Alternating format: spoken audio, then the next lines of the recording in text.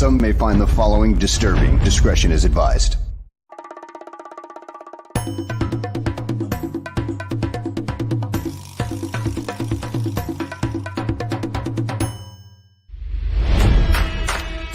Never before in the history of sports podcasts have two men brought you opinion and analysis like these two. They speak for a city that's desperate for wins and titles, not whining and travesty. You might not agree with what they have to say, but you'll defend their right to say it. Sports fans across the world, from Chicago, Illinois, this is the Mac and Reed Show.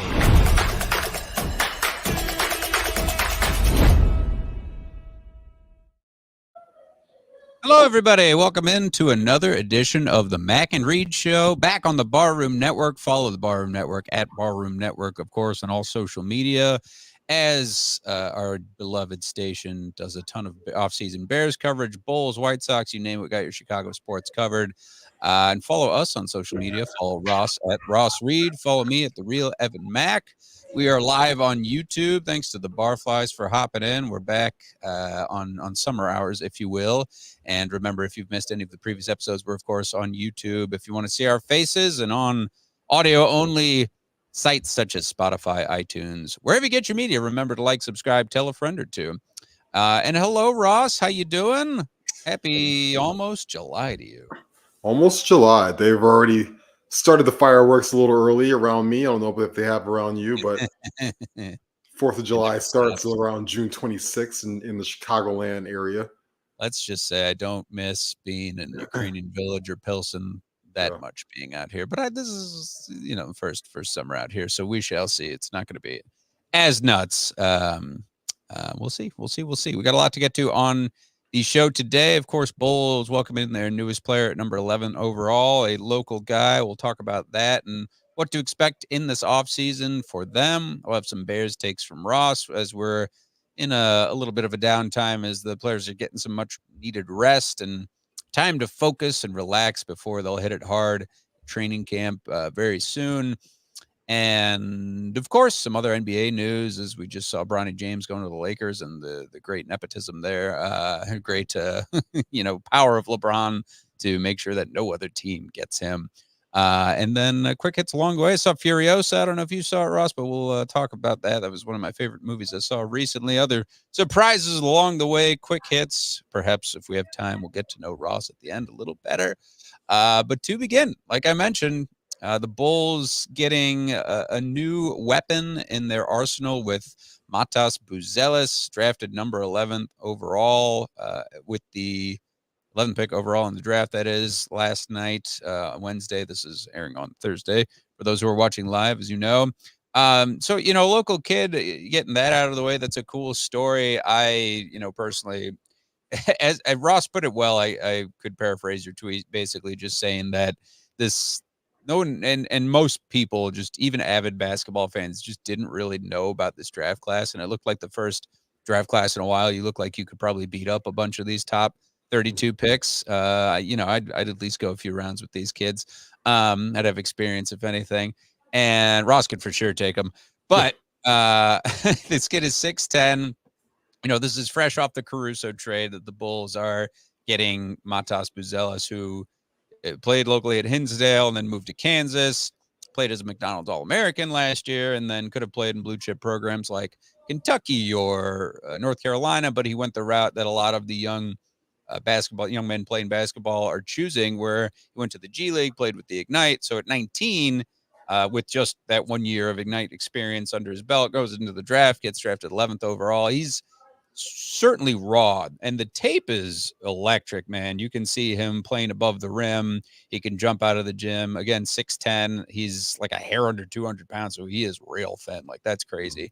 But he, has talent. He's athletic. He played soccer. He was saying he swam and cited all the reasons for playing these different sports for coordination or endurance and blah, blah, blah. So it's, you can see that again at 19 too. He's going to be able to run the floor. That shouldn't be a problem there. But there's tape of Shaq saying he's a top 10 pick. He's a rim protector. It's the shooting.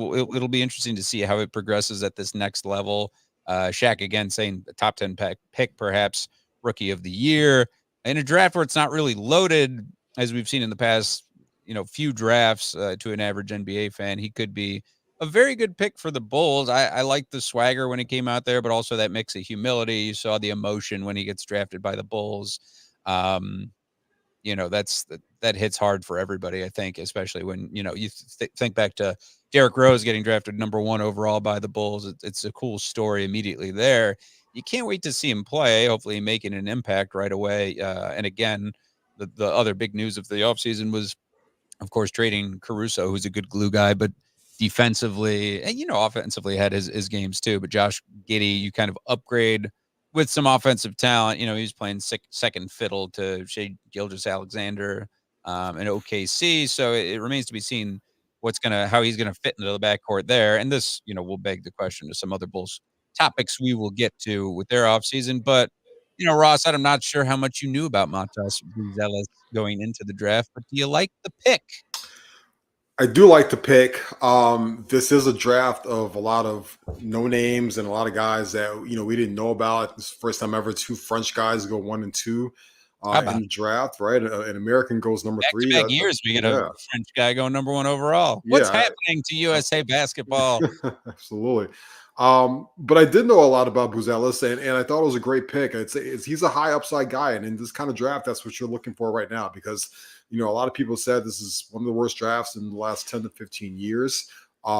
You're getting a lot of probably role players or very skill specific players at the top of this draft. And why not swing for a guy that is young and has kind of some tools that can be able to translate to today's game. You hit it on the head. He is he's a very skilled player in terms of being able to play above the rim, and he's a good rim protector, and he's a good passer, and he's actually a good dribbler. And the biggest part of his game that he needs to work on is the shooting, and as well as just getting it stronger. But he's only 19 years old. He's going to be able to do all of those things. I equate him to a young Franz Wagner, who's already young, but he's been in the league for a couple of years now. And even if you want to throw it back a little bit more, he's got a very similar skill set to Lamar Odom, where Lamar Odom came out of Rhode Island into the league, to Miami Heat as basically a kind of 5-tool kind of guy. Was not an elite scorer, but can do 5 or 6 different things, the stat stuffer, so to speak. He's going to be a Swiss Army knife, and I think it's good. I think we're going to talk about the direction that the Bulls are heading. It's very clear to me that they're going to blow this thing up within the next week, and a lot of pieces are going to get moved off. LaVine, DeMar, Vooch, and they're going to roll with the kids. And I think it's finally the smart and logical thing to do because next year's pick is top 10 protected, to San Antonio Spurs. And then also next year's draft is loaded, headlined by Cooper Flagg, the outstanding high schooler who will be at Duke University this year. He's the #1 prospect in the world. And it's going to be the Cooper Flagg draft. And I think the Bulls are going to try and position themselves as much as possible to be in the Cooper Flagg business. Do you see Matas Buzelis, regardless of what happens with LaVine and DeRozan, getting some playing time right away? I liked it. You talked about that versatility that he shows, and I feel like every critic and analyst talked about the same thing. He just can guard most positions, so that immediately helps being that sort of Swiss Army knife, as you said, on the floor. I think so. I think once you look at this roster in a week, he's going to have to, because he's probably going to have to play 30+ minutes a game, because I do think that I think they'll bring Patrick Williams back, because you don't want to give up on a young guy like that. Right? People forget Patrick Williams is only 21 years old, or 22 years old. He's still very young. He was the youngest player in the league when he came in, the youngest player ever in the NBA. So I think they're going to match any kind of restricted offer that Patrick Williams gets, because you do have to pay money to somebody, and why not? You want to keep a young core together right now of Kobe White, Patrick Williams, Josh Giddey, and Matas Buzelis. And so I think those 4 guys are going to get a ton of playing time together. I think they're going to get every single chance to see if they can gel together. And who cares if they win 24 or 25 games, right? What you want to see is Kobe White continue to develop and potentially ascend to being a all-star caliber talent. You want Patrick Williams to continue to ascend to being an awesome two-way player. And then you hope that Josh Giddey can be the guy he was last year, the season before, where he averaged, damn near 20 points a game and, 6-7 rebounds, 6-7 assists a game, Josh Giddey's, shooting is obviously a concern. So we'll see how that plays out. But also, he's a guy that just needs to be on the floor and play minutes. He's also still very, very young as well. So I think I like the fact that the Bulls are finally going towards a youth movement. They do need to blow this thing up because whatever they have right now in this core group they have, it's just not working. Yeah, something that Josh Giddey's very familiar with is that youth movement. And you saw how it really paid off finally for the Thunder getting that number 1 seed and really, getting some good playoff experience finally, where you think they'll be right back in there too. You get that full season to Chet Holmgren and obviously SGA leading the way there, so they could afford to get rid of a Josh Giddey. And then they're also amassing draft picks. And, Buzelis, again, sort of one last note on him was his quote was cool. How the moment when he got drafted, when he said, "This is what I wanted to be here. Thanks to the Bulls organization, ready to work. I was born for this." We didn't talk about his trash talking, but you like that swagger, and hopefully he can back it up. But it does beg the question when you're getting that pick, and regardless, I don't think Bulls fans want to see that step back from not being competitive, but when it has been pretty dismal the past few seasons, when you're just a middling team, there's a lot going on right now. When you traded for more offense with Josh Giddey and you did the best, drafted the best player available at your position, and it helps as a hometown guy at 11 overall. But now you really have to figure out what's going to happen to DeMar DeRozan and Zach LaVine, who are the two focal points of the offense. Obviously, last year, LaVine has that injury history, and now, you heard the swirling rumors in the offseason that the Bulls called like 12, 13 teams to try to unload this guy. And really, Ross, it seems like nobody wants him, because if somebody wanted him, it would have taken him last year, at least not for the price that Arturas Karnisovas and the rest of this front office want for a player like Zach LaVine at this point. And then, big question too, certainly there are teams out there who want DeMar DeRozan, and DeMar DeRozan wants a pretty big payday and to get a chip finally and be on a competitive team, whether it be the Clippers or, God forbid, the Lakers, something like that. I mean, I think West Coast would be a dream for him, fresh off, hanging out with Kendrick Lamar on stage during his nice performance on Amazon. But, you talked about it briefly. And by the way, Alonzo Ball cleared for basketball activities. Let's go. Yeah, but that's not saying a lot. There's no expectation there. What do you think is the value and what's realistic for LaVine and DeRozan at this point? I agree with you. I think it's pointing in the direction where the Bulls need to blow up that core. But at this point, it's kind of like I don't want to compare it to Justin Fields because it's a different sport, but you're just kind of going to take what you can get for these guys at this point. Is that wrong to assume? It's not wrong to assume, because at this point, what you want the cap space. You want to be able to be free from these guys from the caps going into 2025. And then also, again, you want to be able to, as much as you hate to say this, lose enough games to where you don't give away that draft pick to the Spurs. Worst case scenario, in my opinion, is if the Bulls, win 40 games, get bounced in a play-in tournament, and then they have to give up their 11th overall pick to the Spurs, right? You have to pick a lane at some point. You can't just keep going in every single year saying we want to win 40 games and get ousted in the play-in. That's not right. There's no future, right? The organization, pick a side at some point. So, I think they're going to gut it. I actually do think Zach LaVine does have some value, for a couple different reasons. Number one, when he's healthy, when he's on the court, he still is a two-time All-Star, 25, 27 point in the game scorer. He can still put the ball in the basket from anywhere on the floor. He's an elite spot up 3-point shooter. He's got a decent drive game to the basket. I wish it was better. And obviously, in the open court, he can finish at the rim. His downsides, he's not a good defender. He tends to be a black hole a little bit on offense. And, some people question if he's a team player.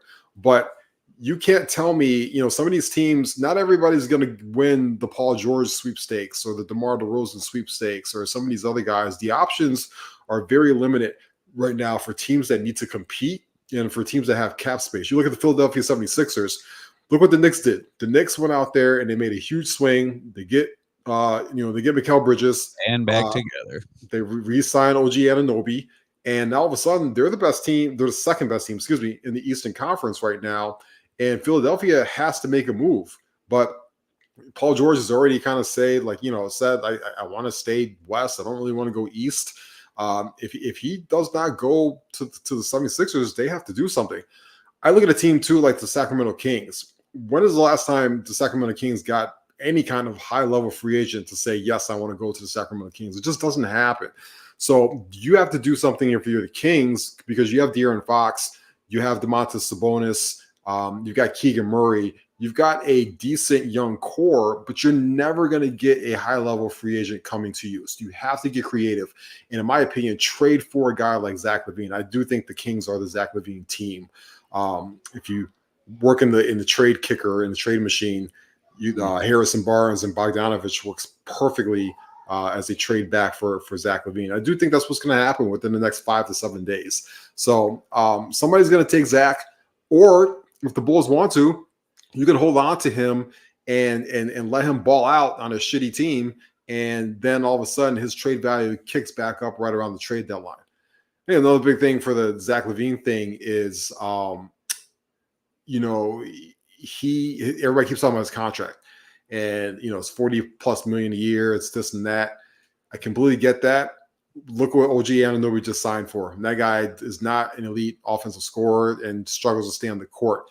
We're going to see in the next couple of years, once the TV deal is signed, and once you get 2 expansion teams on the way, you're getting Vegas and Seattle within the next 3 to 5 years. Guys are going to be making 89. Luka Doncic is going to be a $90 million a year player. Yeah. You're not going to care or complain about where Zach LaVine's contract is, because it's going to be pretty low level compared to what some of the contracts you're going to see. We already saw it. I think that OG Anunoby contract is absolutely insane, and the Knicks are paying it. So don't tell me about Zach LaVine's contract. It's going to look a lot better, I promise you, within the next 2 to 3 years once that TV money comes in and some other stuff.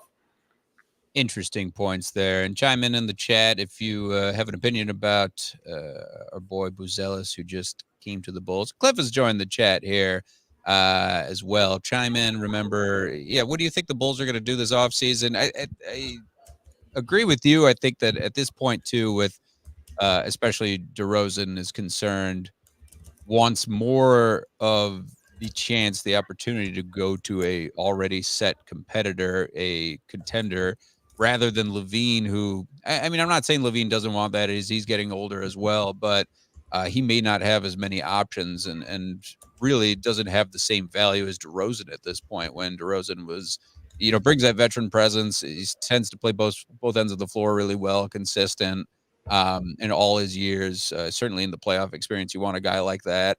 But Zach LaVine, I don't really see where he fits in immediately. I know you mentioned, Sacramento trying to go in that spot. You feel like if, you really don't know what the Warriors are going to be doing in their offseason too, with this whole Klay Thompson situation. That's a dark horse, I feel like, at this point, as are a lot of these other Eastern Conference teams that are just trying to keep up with now the Villanova Knicks and now the championship Boston Celtics at this point too. So it's curious to see, something to monitor. You got any expectations for Lonzo Ball and any of this news about him being cleared for any basketball related activities at this point? No, I think that he's going to, continue to work himself. I got a piece of ice in my mouth. Continue to work himself into basketball shape. Talking to Mike Tyson. Yeah. But I think the Bulls are going to buy him out. I think the Bulls are going to buy him out. I think they're going to buy him out of his contract. Absolutely. I think his days are done, and he's going to try and get back to the NBA.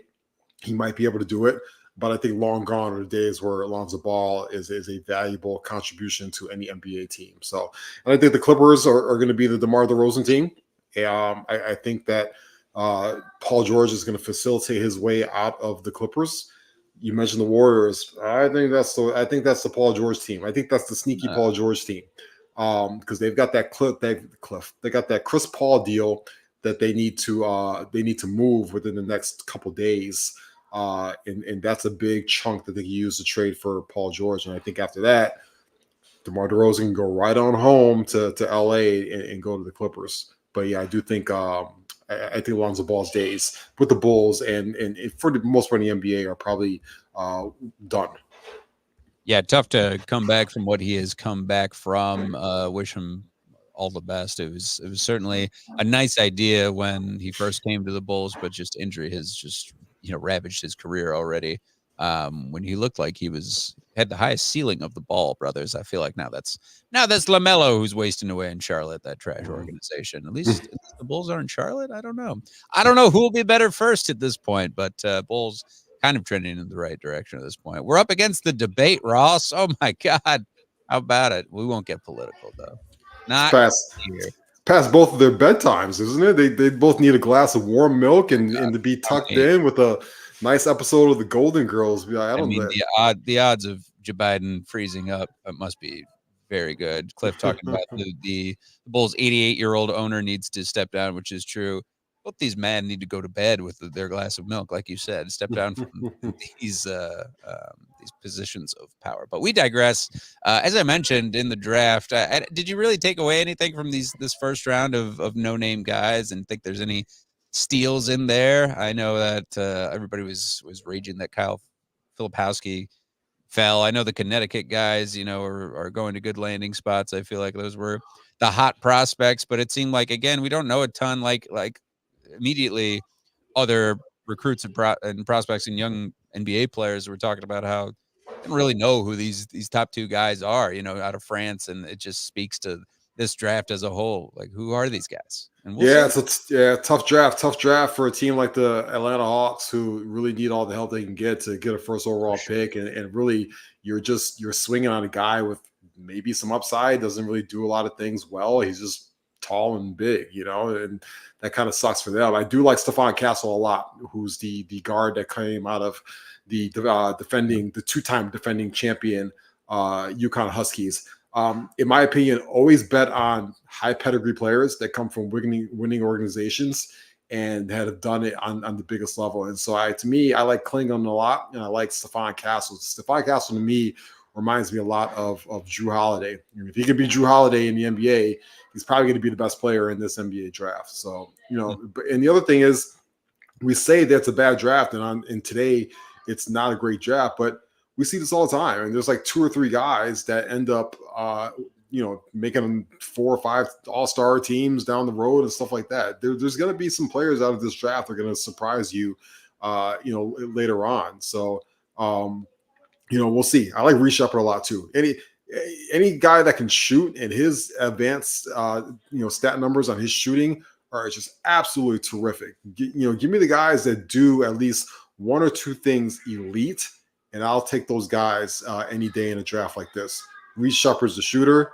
Klingon is a rim protector and a lob, threat, and then also Stephon Castle, elite lockdown defender. Those are my 3 favorite players out of the first round. Yeah, I'm curious. I know that people were abuzz because Zach Edey was in Chicago, probably making the rounds with most teams, but him going to Memphis, how he helps them out if Ja Morant is healthy, maybe spelling Jaren Jackson Jr. a bit and help them out offensively. He might be a very good fit for Memphis. I'm curious about that. Yeah, best way he can help out Memphis is just get the hell out of John Morant's way. Yeah, hopefully, guys. John goes 100 miles an hour. We're sure. Eddie's going to go about 42.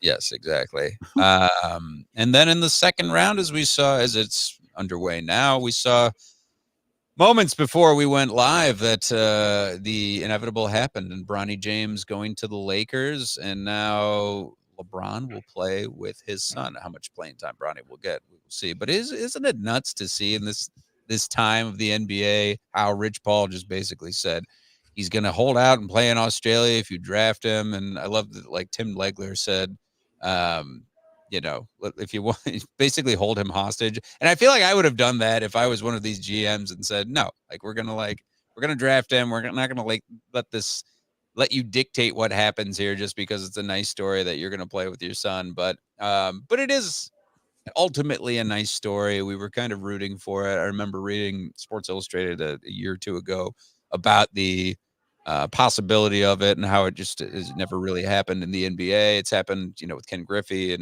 and we've seen it in a few other sports, hockey as well. But for it to happen like this, and it's a pretty good feather in LeBron's cap as he basically approaches the time where he is eventually going to retire. You would think in these next couple of years. Thoughts on Bronny going to LA? Yeah, I mean, on the surface, it's fine. He went pick 55. He went in the second round. At this point, for the most part, those are throwaway picks anyway. There's so much nepotism in sports and in the world and in the United States in general. I'm actually fine with this. It's not a big deal to me. So, if they wanted to, kind of toss their pick away a little bit on drafting Bronny James to appease the second greatest player of all time, fine, whatever. How many of these second round picks actually come to fruition or do anything? Sure. Here is the dilemma that I have, or dilemma that it's going to be. I think we all remember Tim Tebow. And what we remember about Tim Tebow was this was not a very good player, but every single day it was Sports Center, it was First Take, it was the head coach trying to answer the Tim Tebow question. Remember when he tried to play tight end or fullback for the Jaguars and then the Patriots? Sure, and then every single day it was like, Tim Tebow, when's he going to do that? That's what you're going to get with Bronny James. I think the circus surrounding that is going to be the most annoying part of this. If it was just strictly about basketball, it's okay. It's not going to be strictly about basketball. It's going to be every single day. JJ Redick is going to have to answer, how's Bronny doing? When's he going to play? Is he going to be in the G League? Is he going to start in the Summer League? Is he going to play with LeBron tonight? Is he going to be in the rotation? Why is he not in the rotation? Right? Like, it's just going to be a constant barrage of Bronny James questions every single day. It's going to be tons of content on Sports Center, on First Take, because that's what drives the ratings. And I think that is where I've got the issue with it is it's not fair to the Lakers in terms of the coaching staff, the other players on that team. I don't think LeBron cares too much because he's used to this. But then you also have to ask yourself, is it fair to Bronny James, who is still a very, very young man, whose his skills are below adequate compared to other NBA players?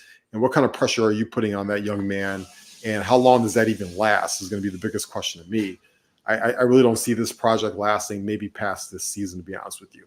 Let them get a couple minutes, a couple games on the court, get the picture, say that you were able to do it. And then after that, it's time for this young man to move on and do something more important with his life and career. It feels like there's just that novelty aspect of it. And I know that a lot of analysts saw this coming, and a lot of us all saw it coming, that this was going to happen because LeBron was going and Rich Paul were going to make it so, and the Lakers were going to do everything they could to do that because LeBron wanted it and has a lot of control in this league, whether it's all sort of organized chaos or not. And so, his prospects, again, it's like any of these pro basketball players and their sons coming in, it is really difficult to live up to that expectation. Again, like you said, to the second best player of all time. I think there's a lot to be said to the team he's going to, just learning around that organization, even if he's just spending most of his time in the G League, because obviously there's guys on that roster who are much more deserving of playing time than he is, as we know, just being a second round pick at this point. But the cat's coming down the stairs. And puppy. And so, again, the novelty aspect of it, we'll probably see them play a little bit together this next season. As far as them playing together, it just depends on, again, this goes back to LeBron and when he's going to step down or retire, I should say.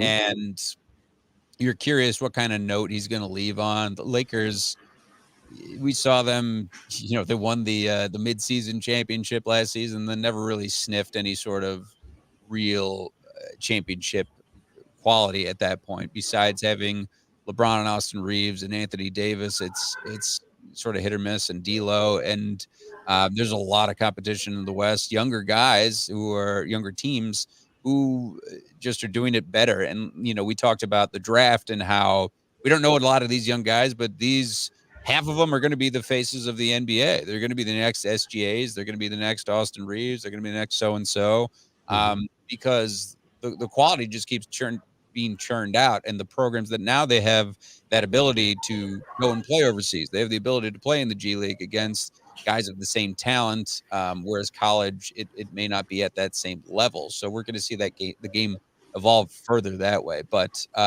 sure, a nice story for Bronny to go to LA and play with his father ultimately. Absolutely. And he gets to sleep at home, right? He gets to stay in the house, gets to still eat mom's cooking. He's living the dream. Yeah. God, think of the hazing that LeBron will put him through. Hysterical. That's all the NBA notes I got as we sort of transition into, although I guess we should give the Celtics their props because we were off during the finals, and Celtics, man, what a machine, and finally getting over that hump. Congratulations to Jason Tatum and Jaylen Brown and company, and Big Al Horford. I love it.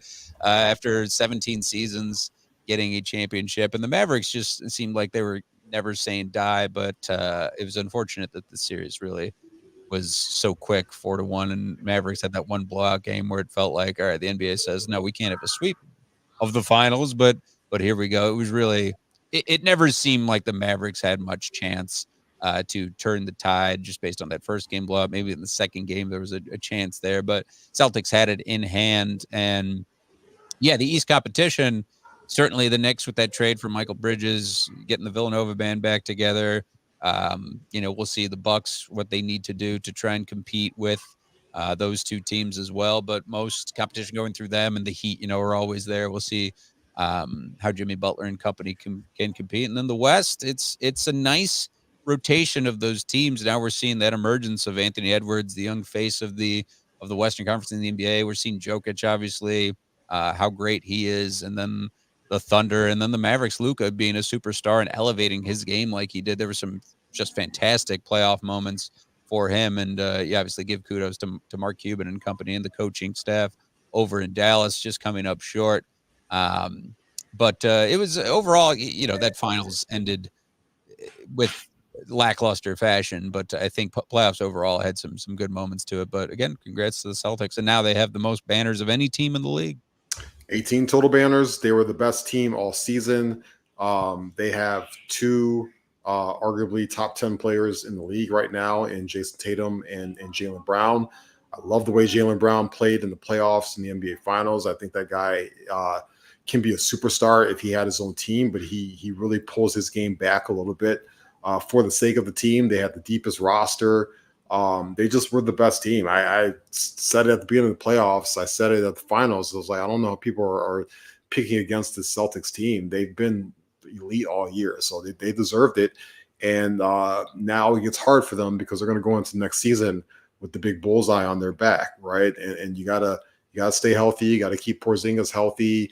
The Knicks already made their big move. They're gunning. I think the Bucks, like you said, are going to do something. Dame Lillard is going to have a full off season underneath his belt. And I think Jokic is going to come back too. I think that whole side is going to come back stronger. So the NBA is going to be fun next year. The NBA has got a lot of very fun top heavy teams right now. But yeah, for the moment, congrats to the Celtics. It was just, side note, it was the most lackluster NBA Finals I can remember in just such a long time. You could tell nobody cared. Nobody, Boston is not a very flashy team. This is not Showtime Lakers or the Heatles or anything like that. Those guys just go about their business and play basketball. And I think people at the end of it also got tired of the Luka whining, and we all know how people feel about Kyrie and stuff like that. So, it just, that final seemed to just come and went. We already completely forgot about it as a sports fandom. And, the NHL Stanley Cup actually gave us a little bit more excitement in the Stanley Cup finals than the NBA finals. That was a hell of a series. And congrats to the Florida Panthers, who I still don't know where they play out in Florida because it ain't in Miami. It's not in Fort Lauderdale. It's not in Jacksonville. It's like somewhere over there. So congrats to the Florida Panthers, though, on finally winning their first ever Cliff knows. He'll tell us in the chat. Championship as an organization. Yes, he will. And what, I forget the player's name, but played with Jason Tatum in high school. Matthew Tkachuk. Yeah, Matthew Tkachuk. There you go. How incredible is that, and how appropriate. I mean, just a odd tangent is what people do with the Stanley Cup. And I was in fucking like Baltimore or Virginia when the bar I was working at, one of the players who lived in Lincoln Park came in, Jamal Mayers, and he came in with the cup while I was gone. I was like, fuck you. This is so annoying. And all the managers are taking pics and sending it to me. Like, that's just so cruel. But what I saw people eating pasta out of it, and obviously people drink out of it. It's Sunrise, Florida, near Fort Lauderdale. Thank you, Cliff. See, I was close. How about it? Yeah, you were close. What would you be doing? What would you be drinking out of that Stanley Cup, Ross? So I would not drink anything out of the Stanley Cup because I don't want to catch. I don't want to catch something. Absolutely, I don't want to catch what any of my teammates have or anything like that. It sounds corny, but I would just I would take it to like a school or something, or like where kids where they can see it and stuff like that. Because what else are you going to do with it? I've seen people take it out on fishing trips before and things like that. I think it's heavy. That thing is huge. Yeah, it's a massive trip. Yeah, I don't want to be lugging that thing around. So I would have, it comes with its own bodyguard service. I always have that guy say, hey, you know what? Meet me at this playground or this local, Johnny's ice hockey rink that we have here in Chicago, and let the kids see it for like an hour. Interesting. And then get it back to its rightful place because I don't want to be responsible for any kind of damage or anything for that. Yeah, there's quite a bit of pressure going on with that Stanley Cup. It's a miracle it hasn't been more damaged. Yeah, it's been damaged before, but yeah. Well, they buffed it out very well, haven't they? Yep. looks pretty pristine. Any Bears notes that you got while we're awaiting training camp and everything? The only thing that I saw of note was not of note, but it was just a funny comment of Jeffrey Simmons, that who of the Titans, the defensive end, who said he can't wait to play Caleb Williams in week 1, said, quote, painted nails. I can't wait to say that to him. I mean, it's low hanging fruit, and he's a rookie quarterback, so it'll probably be a rough game for Caleb anyways, like most rookies out there when you're adjusting to the speed and got the nerves and everything. Yep. And I'm sure Caleb Williams has heard that a bazillion times already out in the football field in the huddle. He does not care. He's seen all the Instagram comments and Twitter comments. Exactly. Listen, if the Bears are up 35-3 in that football game, he's going to probably walk up to Jeffrey Simmons and show him his painted nails and say, check the scoreboard, homie. And that's just where we're at, right? We're in a big holding battle right now. These guys are, we saw Caleb. He was out in Paris last week for LV Fashion Week. And, a lot of these guys are we saw DJ Moore was out in London as he was able to tour Manchester, I think it was Manchester United Stadium and spend time with his family. That's where we're at right now. And thankfully, you want some quiet right now from this football team because that means all is well. This time of the year in the NFL, this is, injury and arrest season, as they like to call it, as they spend these final few weeks before they all get back together for the next 9 months or so. So you want some quiet. I know Caleb is going to be getting those guys together, rookies and veterans, offense and defense down in Florida, just kind of work on some things. But we're a month away from training camp, literally a month away yesterday, because the first public practice is out in Lake Forest on July 26th. So, and then after that, it comes quick. Hall of Fame game is August 1st. So, these guys are going to start to report back to training camp here basically within the next 2.5, 3 weeks. I mean, we're right around the corner. There's a little bit of a light at the end of the tunnel here, especially if you follow Chicago baseball. We need it. So, I think also the Bears are going to keep an eye on the, on the free agent market. Specifically, they do need still another veteran edge rusher. I still think Yannick Ngakoue is a guy that they're going to bring back, but I think Ryan Poles will survey the market and see what else is out there and kind of try and buy low a little bit on a player. But yeah, we've seen some crazy extensions too, right? We saw we saw some crazy extensions get delivered out in the league. I think there's some more that's going to come out. I think the Jordan Love thing is going to get taken care of. He might get $60 million a year before the start of the season, which is wild. With absolutely absurd. With one season on his belt. Yep, that's absolutely absurd. So, yeah, that's where we're at. Got to pay the quarterbacks. Mm-hmm. Big money. Who's returning kicks for the Bears? Not that it's really too relevant, but as you said, the new kickoff rules, it could be interesting. It is, and so they did sign. I'm going to pull him up right now because they did sign a young man a couple weeks ago that they had on their roster a couple years ago. They brought him back. This is based on me reading that. DeAndre Carter. DeAndre Carter is the guy I'm thinking of. I think DeAndre Carter and Velus Jones Jr. are going to be your two kick returners right now. Velus Jones, so good at returning. Velus Jones, absolutely.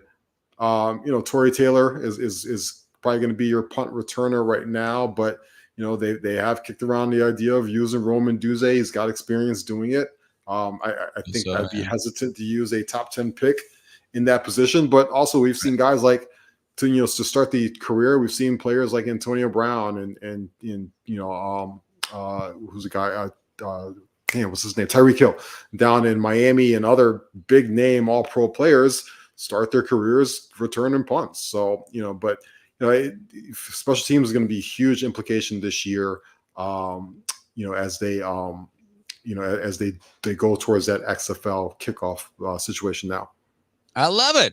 And on the note of transitioning over from the Bears news, as we will be covering them all summer long. The White Sox are abysmal, as you mentioned. Chicago baseball is not very good. The Cubs sort of went on a nice start and then really fell off. But the White Sox never started strongly. They are very terrible. They just got shut out. And not to it's half discredit to the White Sox and then them going against a phenomenal pitcher for the Dodgers. But they are they got shut out for the 12th time this season, fall to 40 games under 500, and that's after the 4-0 loss to the Dodgers. Shohei Ohtani hit a home run, and it was a packed house at the G spot. But other than that, man, and of course they were all there to see the Dodgers more than the White Sox. Can I pay you to see a White Sox game this year, Ross? It's you could, and it was Mexican Heritage Night. I think that was the most important. It was great to see a lot of sombreros in the crowd.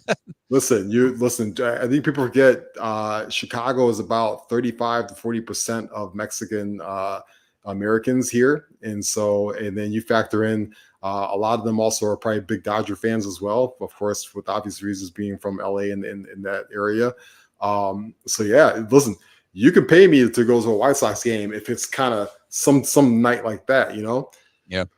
Reggaeton night, something like that. I'm all in. Reggaeton night. There you go. They got to keep it the theme nights, and it's obviously even if they're not paying you, it feels like you're getting paid to go when it's a $5 ticket or whatever to get into the stadium at this point. Whereas in Wrigley, even when the product is terrible, you're still paying a lot to sit in that stadium. Unfortunately.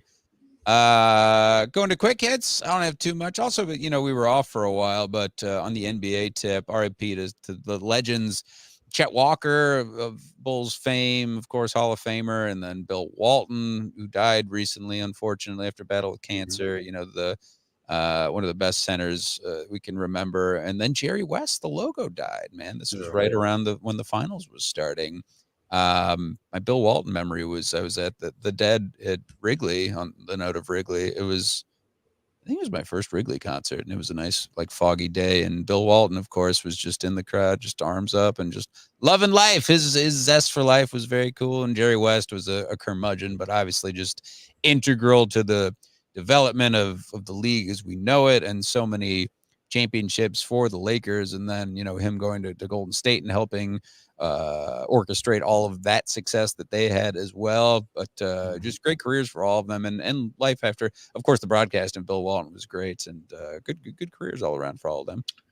Amazing careers, amazing guys, both very different personalities, but both just legends on and off the court. And I think they'll both be remembered for a long time. And I hope that both their legacies are going to be able to be passed down. And they're both two guys that you can kind of see get some kind of show or a movie or something that we can kind of use as a time capsule for the both of them, because that'd be awesome. Winning time, as didn't quite do it for me.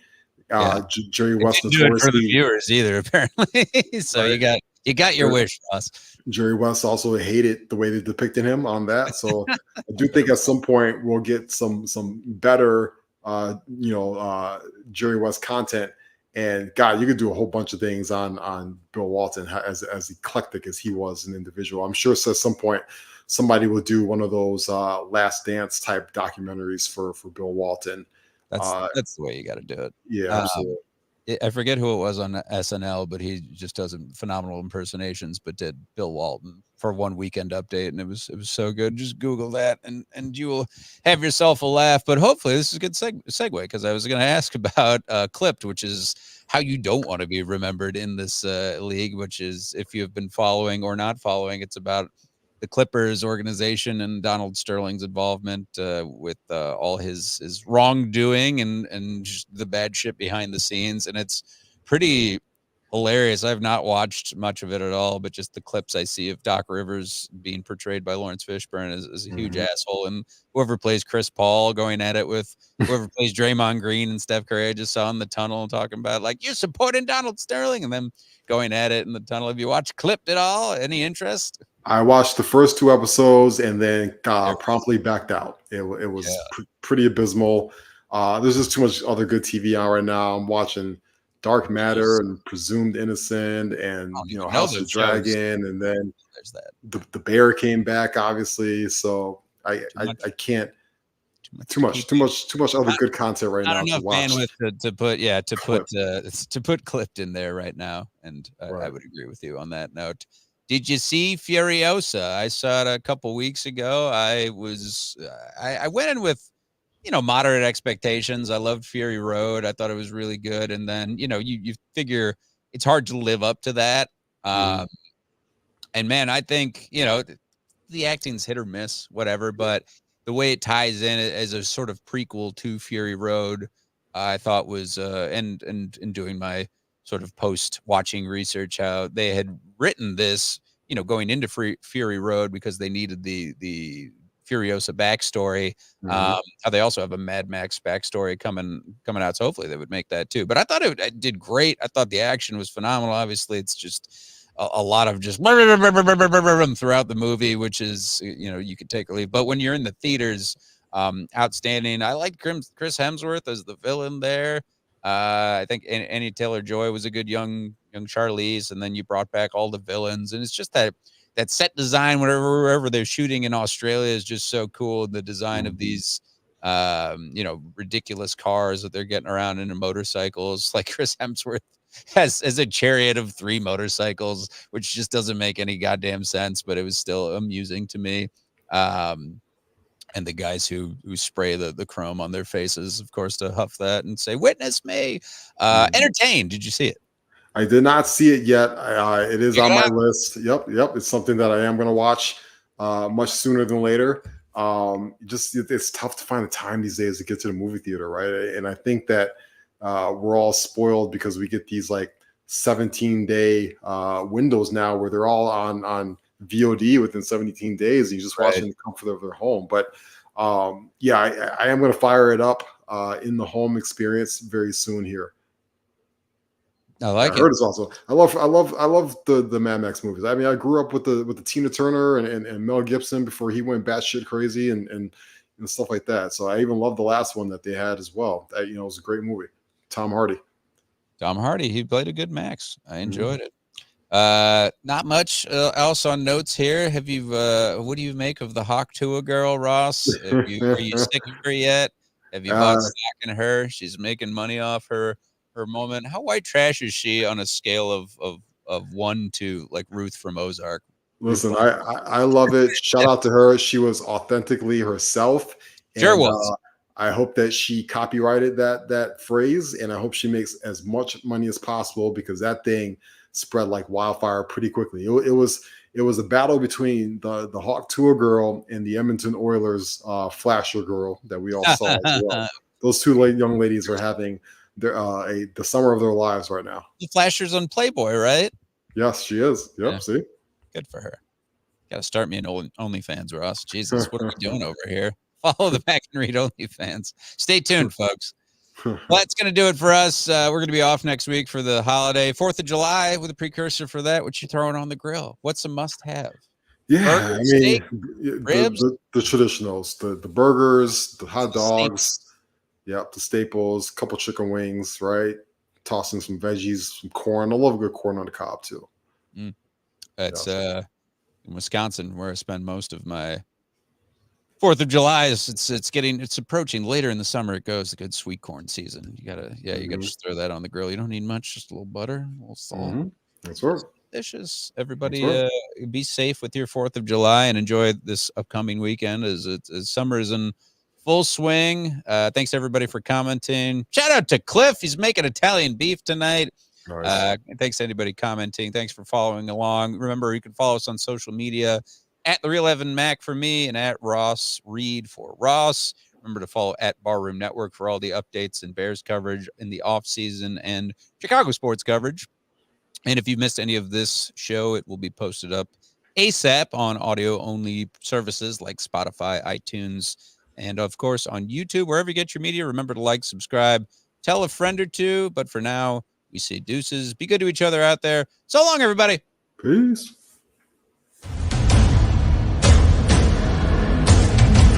Thank you.